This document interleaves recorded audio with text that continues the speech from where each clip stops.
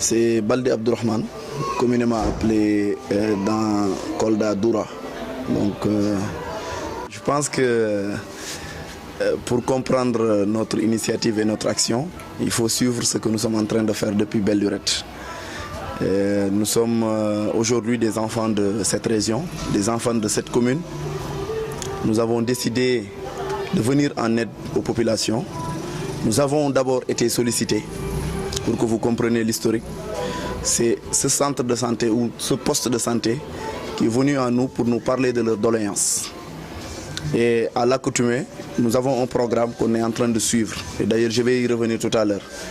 Mais en suivant ce programme, j'ai décidé de faire un crochet, venir voir par mes yeux ce que eux et elles, je dirais, m'ont sollicité. Ils m'ont demandé de l'aide avec les initiatives et les accompagnements que nous sommes en train de faire. Et n'oubliez pas, vous avez parlé de compétences transférées, mais il y a une valeur cardinale en République. C'est la gouvernance participative. Aujourd'hui, de quelque bord que vous vous trouvez, de quelque situation où vous êtes, quand vous êtes un citoyen, vous devez vous impliquer dans le développement local. Et ça n'a pas besoin d'être, en tout cas, organisé de manière légale. C'est une consécration, je dirais même divine. Parce que l'aide à la population, l'aide aux besoins des gens qui sont autour de vous, c'est quelque chose d'assez naturel que les gens doivent essayer de perpétrer. Et nous avons vu que vous n'êtes pas seulement qu'au niveau de la santé, mais vous occupez aussi du secteur de l'éducation, entre autres. Comment peut-on interpréter ce geste de Dora Baldé en tant qu'office de Kolda? Est-ce qu'il y a un soubassement ou bien il y a quelque chose en perspective? La seule chose qui est en perspective, c'est répondre aux besoins des populations. C'est la seule chose qui vaille. Nous sommes une organisation, comme je vous ai dit, qui se bat pour répondre aux besoins des populations. Vous l'avez si bien dit. Aujourd'hui, et depuis samedi, je dirais le 2 novembre, nous avons débuté la première édition d'un enfant, un kit.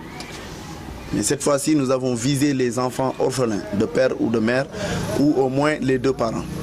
Ou bien les enfants dont on sait que les parents sont démunis, qui ont besoin d'être accompagnés. Nous avons essayé de chercher, autant que faire se peut, avec des partenaires, pour essayer de soulager les parents par rapport aux fournitures scolaires. Donc ça, c'est l'éducation. Alors, je ne peux pas savoir combien d'enfants, mais je sais que nous avons mobilisé plus de 3000 kits scolaires. Nous avons mobilisé plus de 3000 kits scolaires. Maintenant, pour le partage, je pense qu'il y a des critères qu'un comité est en train de gérer. M. Diallo et Baba ou M. Sarr pourront y revenir en détail. Mais ce qui est sûr, c'est que nous avons mobilisé plus de 3000 kits. Et nous avons démarré par l'avant-pont et en touchant quelques écoles de l'autre côté. Parce que demain, je pense qu'on est au lycée aussi. Nous avons commencé depuis les maternelles. On a sélectionné quelques maternelles, on a sélectionné quelques élémentaires, on a sélectionné quelques secondes, collèges et le lycée, donc moins secondaire. On a touché en tout cas au maximum par rapport à cette initiative. Mais vous avez rappelé que nous sommes dans l'éducation, mais nous sommes aussi dans la culture, parce que nous accompagnons les jeunes rappeurs qui sont ici, les jeunes chanteurs, les jeunes artistes, de manière générale. Nous accompagnons également le mouvement sportif des Navétanes. Nous sommes parrains de 2 finales. Donc ce que nous faisons, ça s'inscrit dans la dynamisation un tout petit peu de la région. Nous sommes dans le défi de relever Kolda. Notre slogan, c'est Kolda debout. Ça, je vous le dis. Okay. Vous avez tantôt beaucoup insisté sur la participation, la dimension participative. Quel est le message que vous lancez aux autres qui peuvent apporter quelque chose? Il ne s'agit pas de faire le procès de quelqu'un, mais aussi de faire la leçon de morale aux autres. Alors l'idée, c'est, comme vous l'avez dit, de ne pas essayer d'être un donneur de leçons. Mais quand même, nous avons lancé un élan de solidarité. Beaucoup ont répondu. Et la plupart, ce ne sont même pas des fils de Kolda.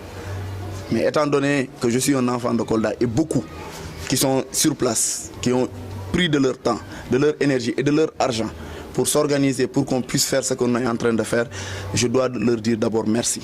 Et ensuite, lancer un appel, comme vous l'avez souhaité, par rapport aux expatriés koldois, aux directeurs, aux travailleurs, aux gens qui sont en train de s'en sortir dans les domaines où ils sont, de ne jamais oublier Kolda.